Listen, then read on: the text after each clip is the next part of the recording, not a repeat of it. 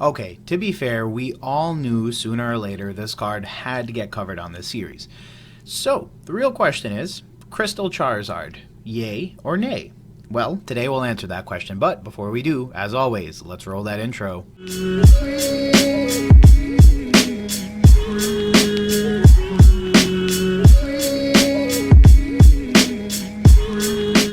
Hey Gengar Gang, what is going on? My name is Ryan, this is the Analytic Gengar, and welcome to another video. In today's video, friends, everything you need to know about Crystal Charizard from Skyridge. So today's video will be covering the English version of the card. If you don't know already, this is a series on the channel where I basically pick a random, pretty cool vintage card that seems to get a lot of attention, whether it be in the resale market, whether it be in the graded market, etc., etc. And we go over the Bulbapedia article as well as PSA sales trends in order to draw some insight and get a good understanding of the card as it sits today, the day of the release of the video. Now, of course, as always, if you have a card that you think you want covered or something that you think might be really cool to look into, definitely feel free to let me know what that trading card is down below. And as always, if you like today's content, feel free to like, and hey, you're here already, might as well subscribe to join the Gengar Gang to join our happy little community. But without further ado, friends, everything you need to know about Crystal Charizard. So, technically, the card is not actually called Crystal Charizard. Let that be the first thing that I say in today's video, as I literally go against exactly what I said and continue to call it Crystal Charizard. All Crystal cards that come out of the Skyridge expansion are Crystal Type Pokemon, but that is their Pokebody ability, which you can see on screen right here. What that means is that the card itself is not considered a Crystal Pokemon in the same way that, let's just say, a Gold Star is considered a Gold Star Pokemon, because the name of the Pokemon actually has Gold Star in it, versus over here where Crystal Type is actually a Pokebody ability and not a specific designation for the Pokemon card. So that's the first thing to know. Now, the Charizard card is numbered 146 out of Skyridge. Obviously, Skyridge was a pretty big set. It had 144 cards, so 146 is actually one of the many secret rares. Obviously, all of the Crystal cards are numbered this way, and it is in fact a holographic rare Pokemon card, but don't mistake that for the holographic rare cards in the set, which have their own individual numbering schema starting with H, which is pretty typical for the E series. Both Aquapolis and Skyridge share this.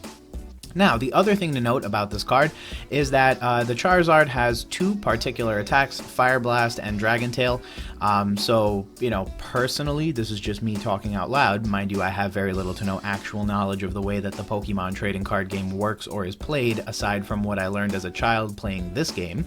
But personally, I don't like the fact that Fire Blast has to discard a energy card in order to work, and I also don't like Dragon Tail because there is a possibility that you can do 0 damage in any given turn. Now, as I had mentioned earlier, the Crystal typing is actually a Pokebody ability. This is basically exactly what it sounds like. Every, or most, or some Pokemon cards back in the day had a Pokebody that gave you some type of additional added ability. So, in this particular case, the gimmick with all Crystal Pokemon is that they are colorless or normal type by default, and then when you attach a fire, electric, or fighting basic energy from your hand to the Pokemon, their type changes to be that type as the same as the energy until the end of the turn. So I can see how this would be technically a little bit playable, because if you wanted a fire type Pokemon this turn because there's a Venusaur that you're facing as your opponent's active Pokemon, it does help because now you have the ability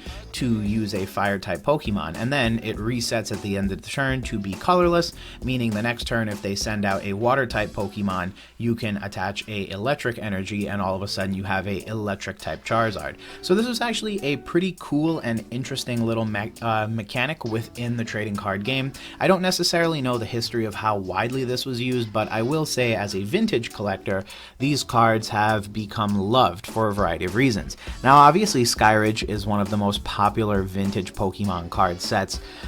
It's definitely top tier, and it definitely attracts a lot of attention from collectors for a variety of reasons, including but certainly not limited to the beauty of many of the trading cards that exist within the set. These Crystal Type Pokemon are no exception. They are some of the best artworks that exist within much of the vintage Pokemon scene, and they actually take on a very, graphically pleasing approach, and we'll take a look at the artwork on the card a little bit later. But I will say these Crystal Type Pokemon and Skyridge in general is just out of this world for artwork.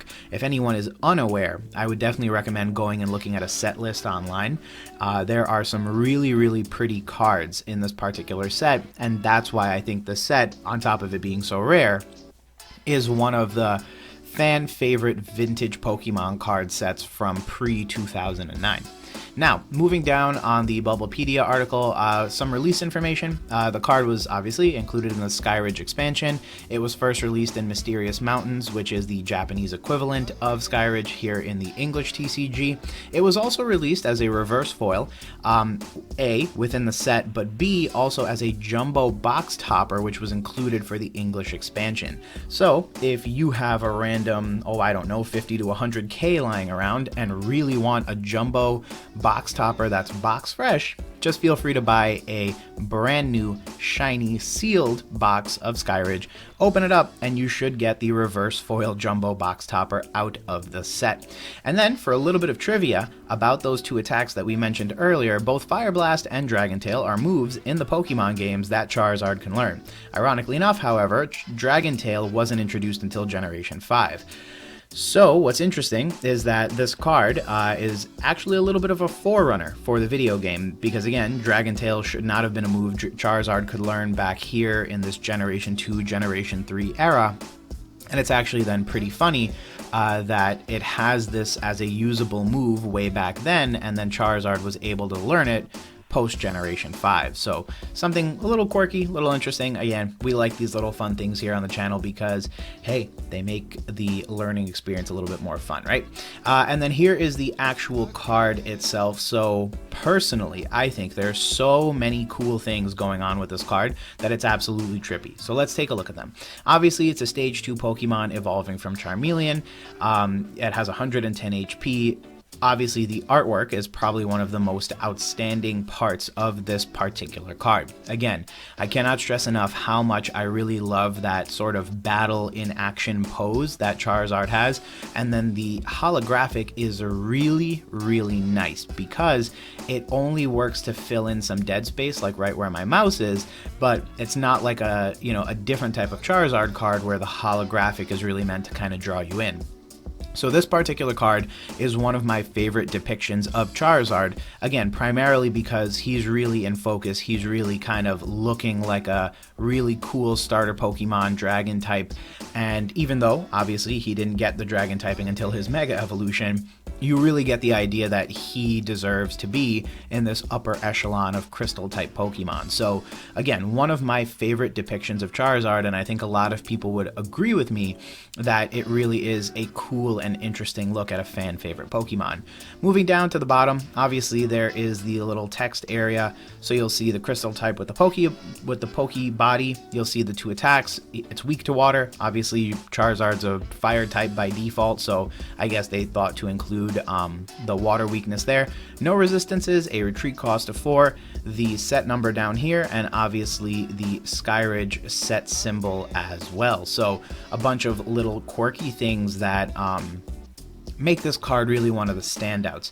Now, as it relates to grading this particular card, this is where things tend to get a little bit spicy. So obviously there are two versions of this card. Today we're just going to cover the holographic version of the card because arguably it is the more important of the two. It is the one that carries a far more significant premium on it, and it is also obviously a pretty important card to the overall conversation of the particular Pokemon card, right? So here we have a really good example of one of the graded versions of the card. You can see it is a 6 cert, which means it's relatively recent, and obviously it bears all the trademarks of a brand new case as well.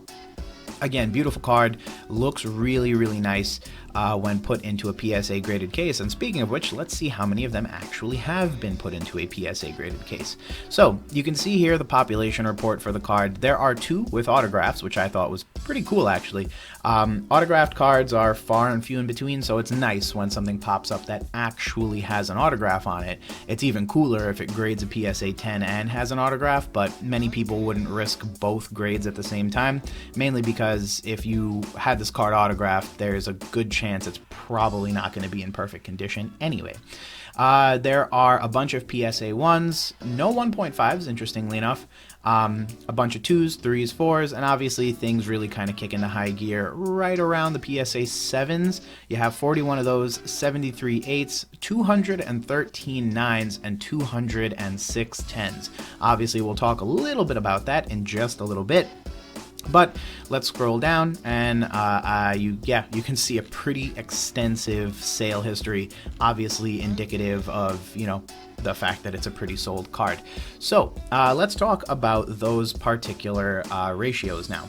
Now, as I'd mentioned, there are 206 PSA 10s. Now, there are a total of over 662 cards that have ever been graded under the Charizard Holo 146 2003, blah, blah, blah, right?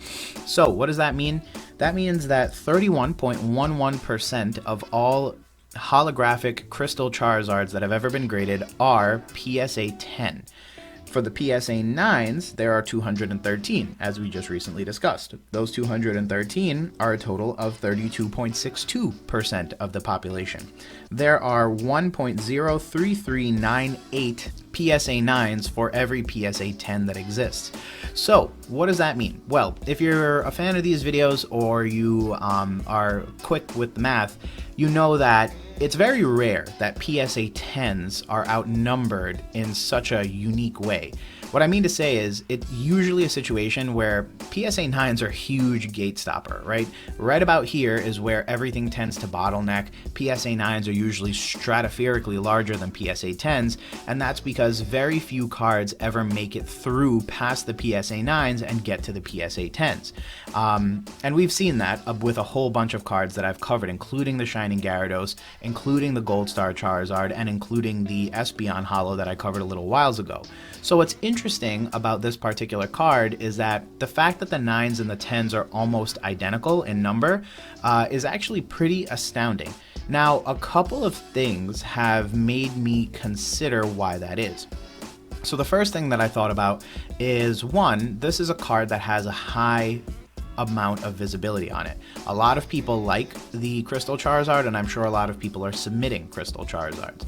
So that means that because a lot of very high caliber candidates are being submitted, it doesn't surprise me that PSA 10s are as high as they are, and even that PSA 9s are as high as they are. Because again, I have a creeping suspicion that the majority of cards that get submitted would be the PSA 9s or the PSA 10 candidates, right? You wouldn't submit this card as a, you know, very good 4 with a crease and a couple scratches on the holographic, because at that point you kind of know you're dead in the water with the card.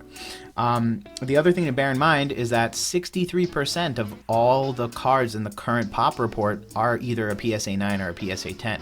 That's a pretty staggering number, because again, for some very highly sought after cards, what you'll find is that whatever the candidate is, it gets submitted. A very good example of this is any Gold Star, because what you notice is people will submit it anyway because it's basically a, you know, brain off type of activity. You submit the card, you know for a fact the card's going to come back with a grade. No matter what the grade is, there's someone out there who will buy the card.